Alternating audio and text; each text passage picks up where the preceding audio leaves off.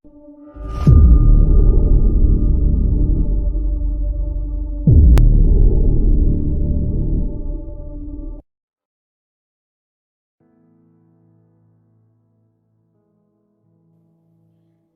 Bapak Ibu yang dikasihi Tuhan dimanapun kita berada. Pada kesempatan ini kita akan kembali membaca dan merenungkan firman Tuhan yang terambil di dalam Ibrani pasal 4 ayat 14-16. Namun sebelumnya kita akan bersama-sama menundukkan diri kita di depan Tuhan. Kita berdoa dan menyiapkan hati kita bersama-sama. Tuhan adalah Bapa kami yang bertata dalam jaya surga, terima kasih karena Engkau masih memberikan kesempatan untuk setiap kami Tuhan, di mana kami akan kembali belajar dan merenungkan akan firman Tuhan. Biarlah Engkau saja akan menyuburkan hati kami, sehingga kami siap mendengarkan akan firman. Dan pakailah hamba-Mu Tuhan ketika dia menyampaikan firman-Mu, biarlah dia hanya bisa memperkatakan perkataan yang daripada Tuhan sendiri. Dan biarlah Tuhan memberikan hikmat dan bijaksana kepadanya, supaya dia pun menyampaikan akan kebenaran-kebenaran yang ada. Terpuji nama-Mu ya Bapa, kami serahkan jam pemberitaan firman Tuhan ini dalam tangan kuasa-Mu. Hanya dalam nama Tuhan Yesus Kristus kami berdoa dan mengucap syukur. Amin. Hari ini saya diberikan satu tema, yaitu step balik atau melangkah dengan berani, yang terambil di dalam Ibrani pasal 4 ayat 14-16. Bapak Ibu yang dikasihi Tuhan, berbicara tentang berani itu adalah satu sikap yang harus kita lakukan setiap hari. Di dalam setiap pengambilan keputusan ataupun ketika harus kita menghadapi berbagai situasi, kita harus berani untuk melakukan satu tindakan atau satu bentuk perbuatan kita untuk kita memutuskan atau melangkah lebih baik lagi. Ketika saya menyiapkan khotbah hari ini, saya teringat dengan perjalanan kami, satu keluarga, ketika saya belum masuk di STTA, jauh ya, lama sebelum saya masuk ke sekolah STTA, kami pernah berkunjung ke rumah saudara kami yang ada di Banyuwangi. Di dalam perjalanan kami, ternyata mobil yang kami tumpangi itu bersama dengan kakak ipar saya dan keluarga saya mengalami satu hambatan ketika kami akan pulang ke Lumajang. Saat itu kami bersama-sama memikirkan bagaimana solusi yang terbaik ketika kita menghadapi satu hambatan. Tiba-tiba ada kecelakaan dan pohon tumbang pada saat itu. Di tengah perjalanan, kakak ipar saya melihat banyak mobil yang belok kanan di sebuah jalan kecil, dan kakak ipar saya berpikir, wah, ini mungkin ada jalan tembusan.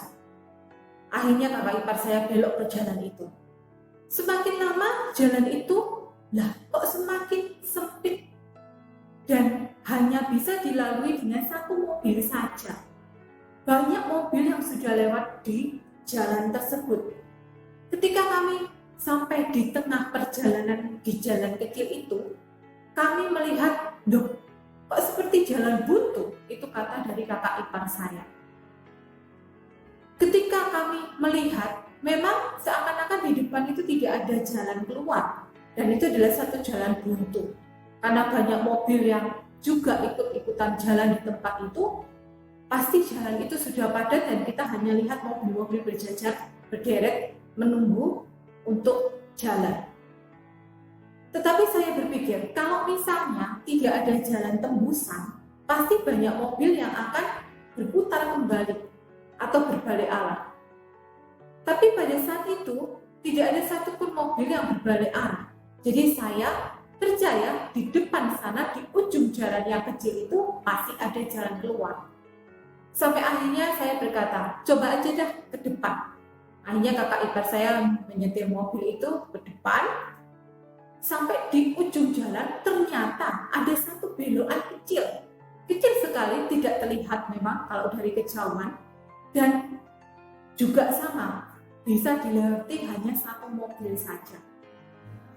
Bapak Ibu yang dikasihi Tuhan, akhirnya kami bisa keluar dari jalan itu kembali ke jalan besar. Dan bisa melewati rintangan kami, yaitu tadi mobil tumbang dan juga kecelakaan mobil yang menghambat perjalanan kami pulang. Ketika kita mengambil satu keputusan, kita memang dituntut untuk menjadi atau memilih satu sikap. Kita berani untuk mengambil keputusan atau kita akan mundur ketika kita mengambil keputusan. Itu adalah dua pilihan yang kita biasa lakukan. Beberapa saat yang lalu saya mendengar satu rekaman tentang seminar dari seorang pengusaha yang sangat terkenal dan tidak asing lagi namanya untuk kita, yaitu Bapak Tung Desem Waringin. Beliau pada suatu ketika menyampaikan sebuah seminar kurang lebih 2 tahun yang lalu. Beliau berkata tentang hidup menjadi seorang pemenang. Bapak Tung Desem Waringin adalah seorang pengusaha yang bukan tiba-tiba sukses, tapi beliau memiliki satu lika-liku di dalam kehidupannya sehingga sampai akhirnya beliau masuk di dalam jenjang kesuksesan beliau tersebut. Di dalam perkataan beliau, di dalam seminar yang beliau sampaikan, beliau berkata, hidup menjadi seorang pemenang itu adalah keinginan kita. Memang topiknya adalah tentang bisnis atau tentang kehidupan yang lebih mapan atau sukses. Tetapi saya bisa menarik beberapa perkataan beliau yang membuat saya juga berpikir bahwa ini ada hubungan dengan apa yang akan kita bahas pada hari ini, yaitu yang pertama beliau katakan hidup menjadi seorang pemenang itu harus berani untuk berubah. Berubah dalam kata rasa takut menjadi rasa berani itu juga berubah di dalam hidup kita. Berani dalam berubah di dalam setiap sikap, perbuatan, perkataan, pemikiran, dan cara pandang kita. Berani untuk membenahi diri kita untuk menjadi lebih baik dan berani untuk menetapkan satu goal setting atau tujuan yang jelas dengan usaha yang kuat di dalam perjalanan karir kita. Yang kedua, beliau juga mengatakan kita juga harus berani untuk membuat sebuah komitmen atau sebuah janji untuk diri kita sendiri dalam kehidupan kita sehari-hari. Berani membuat komitmen itu bukan dengan cara yang kotor atau dengan cara yang licik, tetapi berani membuat satu komitmen di dalam sebuah usaha, yaitu dengan cara berusaha keras dan mau belajar lebih giat lagi.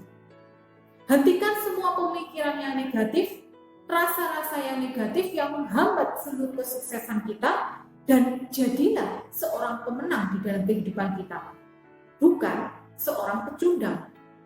Jadi beliau mengatakan cara pandang kita, cara hidup kita itu harus berubah dari awal hingga di dalam perjalanan kehidupan kita. Beliau katakan kita harus mempunyai satu sikap yang berani dalam dua hal tadi, berani berubah dan juga berani dalam membuat komitmen. Berani berubah dalam seluruh aspek kehidupan kita yang memacu diri kita untuk lebih baik lagi. Berani untuk komitmen, kita mengambil sebuah komitmen adalah berani ketika kita memutuskan atau mempertimbangkan sesuatu yang baik, yaitu sikap-sikap yang baik, positif, cara pandang yang positif, dan semua yang mendukung ketika kita berhadapan dengan tantangan-tantangan zaman di tengah era kesulitan perekonomian hari ini. Karena apa? Ketika kita berani, maka di situ kita akan mempunyai satu kekuatan. Apa hubungan dari semua ini dengan firman Tuhan hari ini? Mari kita akan membaca dan membahasnya bersama-sama. Melangkah dengan berani juga memiliki satu tahapan yang harus kita pelajari dari teks firman Tuhan hari ini. Ayat 14 mengajarkan kita untuk brave in a recognition atau berani di dalam sebuah pengakuan. Pengakuan tentang apa? Pengakuan iman kita kepada Yesus Kristus sebagai Tuhan dan Juru Selamat kita. Dia juga sebagai imam besar agung kita, yaitu anak Allah, Allah yang maha kuasa, yang bertata di surga, yang menjelma menjadi manusia dan menjadi manusia 100% dan Allah 100%. Beliau atau Yesus itu sudah melakukannya. Mengapa kita harus berani mengakui? Karena di dalam kehidupan kita bersama dengan Kristus, Imam Agung besar kita, dan juga Kristus anak Allah sebagai Tuhan dan Juru Selamat kita, itu ada sebuah jaminan yang sudah Tuhan berikan kepada kita, orang yang dipilih dan orang yang percaya kepadanya. Apakah jaminan itu? Jaminan hidup kekal yang sudah Tuhan berikan kepada kita. Ketika Yesus menjadi manusia, lahir menjadi manusia, menjelma menjadi manusia, dan dia harus menanggung hukuman manusia di atas kayu salib. Dia sudah total memberikan hidupnya bagi kita. Pengorbanan dia di atas kayu salib untuk menghapus dosa-dosa kita, dan darah Kristus itu saja yang menjamin kita untuk kita menjadi orang-orang yang percaya kepadanya akan mendapat hidup yang kekal. Sama seperti kita, ketika kita ditawari sebuah produk begitu ya sama sales. Nah, kalau sales itu bisa meyakinkan kita dan memberikan jaminan kepada kita, maka kita juga akan bisa membeli produk mereka. Karena apa? Ada jaminan. Sama dengan kita. Ketika kita adalah orang-orang yang dipilih Allah, yang percaya kepada Allah, kenapa kita melakukan semua itu? Kenapa kita harus percaya dan mengakui bahwa Yesus adalah Tuhan dan Juru Selamat kita? Karena di situ ada sebuah jaminan hidup kekal yang sudah Tuhan berikan kepada kita. Ayat 14 jelas mengatakan, karena kita sekarang mempunyai imam besar agung yang telah melintasi semua langit, yaitu Yesus Anak Allah, baiklah kita teguh berpegang pada pengakuan iman kita.